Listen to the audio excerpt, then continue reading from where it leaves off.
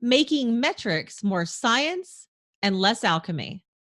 I'm Tonya Hall for ZDNet and Tech Republic, and joining me is Ketan Gangatirkar, Vice President of Engineering, Job Seeker Products at Indeed.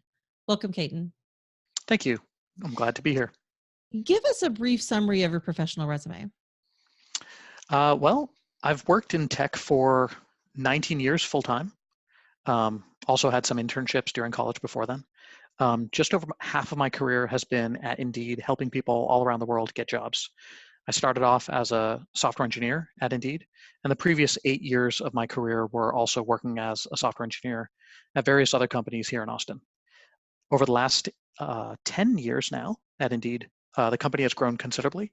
When I joined, it was somewhere like mid double digits in terms of headcount, and now we're over 8,500 people worldwide. And I've had really great opportunities to grow both as an individual contributor and then over time as a leader, as we've grown the company by more than 100 times.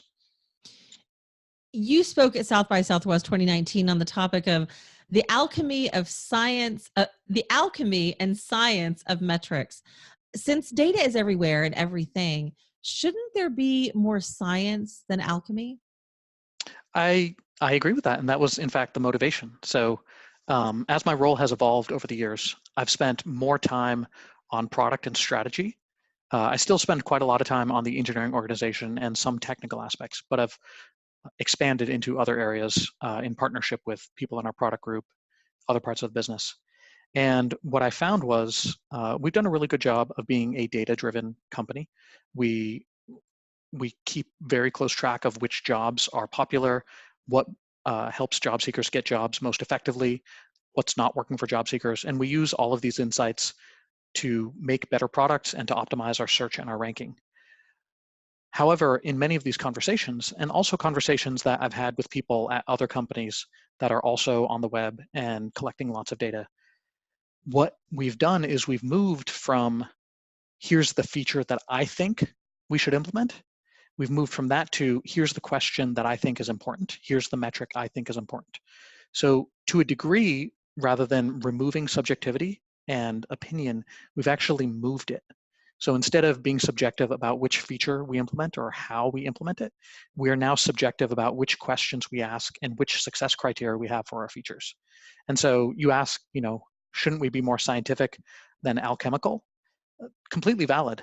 But instead of the big data revolution taking the subjectivity out of the process, it's just moved it one step further upstream. And so sometimes what happens is we ask arbitrary questions that don't really have a firm basis, and they express arbitrary values, but they don't necessarily optimize for the outcome that we're trying to drive for our users or for our business.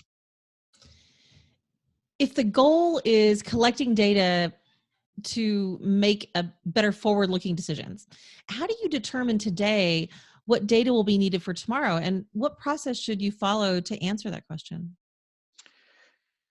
Yeah, figuring out which data to use in the future can be a bit of a challenge. One thing that benefits us is our ambitions are great, and our ability to deliver on those ambitions is always going to lag, simply because there's so much opportunity in the space. Everybody, you look at the world of over 7 billion people, how many of those 7 people need a job or are dependent on somebody who has a job? And so when we think about the worldwide reach that we want to have and the products we want to build, ideas are just going like crazy. And so we think about all of these things we want to do. But of course, software engineering is a lot of effort. It's a big challenge. And so our ideas are racing far ahead, and we're implementing as well and quickly as we can. But we can anticipate where we want to be a year from now, 2 years from now. And so we can anticipate the data we need today to guide future decisions. So that's part of it, having a good long-term vision about where you want to be and the product experiences you want to have guides you.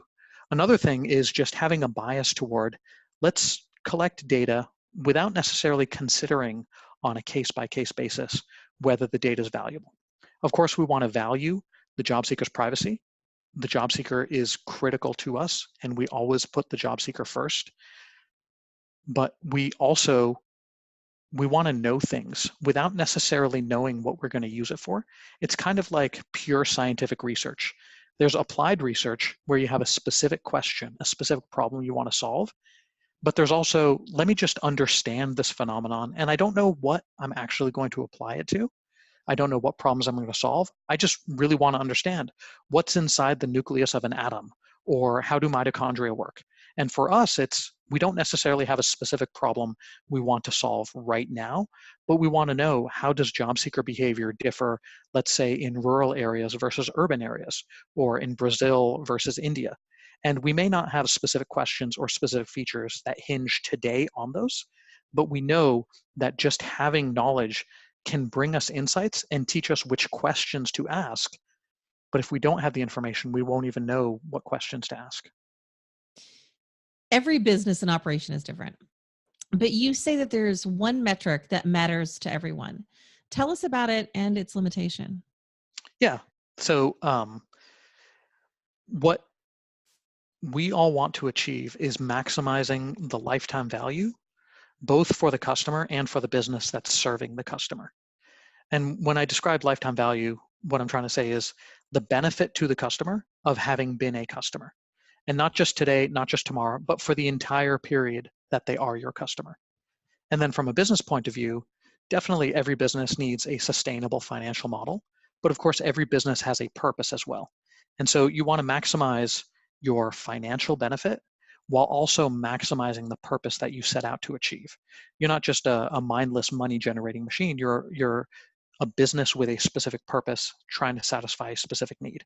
And so as a unifying principle across many types of businesses and many types of products, you want to look at the long term and maximize the benefit that you provide to the customer and that the customer provides to you. The problem with this is it's not actionable on a day-to-day basis. I can't make a decision about whether this button on the website should be blue or orange based on lifetime value. Because the joke that I made in my talk is the problem with lifetime value is it takes a lifetime to measure. And I need to ship my product next week and the week after that and the week after that. And so while lifetime value in concept is something that's shared across all businesses and all products, it's also not actionable in any meaningful sense because we move on much faster cadences. And so we have to use different metrics that approximate, that give us some directional guidance toward maximizing lifetime value, but will inevitably be imperfect. They will have some substantial amount of deviation or error from lifetime value. Hopefully, in general, they point us in the right direction. Then let's drill down on that. So other than lifetime value, what are there other metrics that should remain in place for the long run? Or should you plan on adjusting your metrics as your business matures and changes? I want to differentiate two things here. One is which metrics you collect, and then the other is which metrics you optimize for. When it comes to metrics you collect, in 2019, disk space is cheap, network is cheap, and so I would say have a strong bias toward measuring everything. But just because you measure something doesn't mean you're going to optimize for it. So you should certainly measure general engagement, you should measure page load time, you should measure how many page views people have. That doesn't necessarily mean that all of those are things that people should optimize for. When it comes to which metrics you optimize for, I think you want those to be as closely tied to the purpose of your company and the value that the customer is deriving from your product. So indeed, it's very simple and straightforward. We all have these blue t-shirts that we get as soon as we join the company. And they say, these are bright blue t-shirts that say in bold white, I help people get jobs. Everybody has one of these shirts. I think I actually have like 3 or 4 of them. And the goal is very straightforward to us.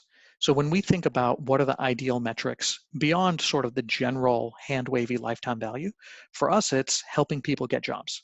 And so we can very logically derive from that, how do we do better at fulfilling the mission on our t-shirts? Well, we help more people and we help them get better jobs. That's how we improve it. And so from there, we can figure out, okay, well, what's a better job? And how do we reach more people? And then, you can decompose the better and you can decompose the more into sub-problems.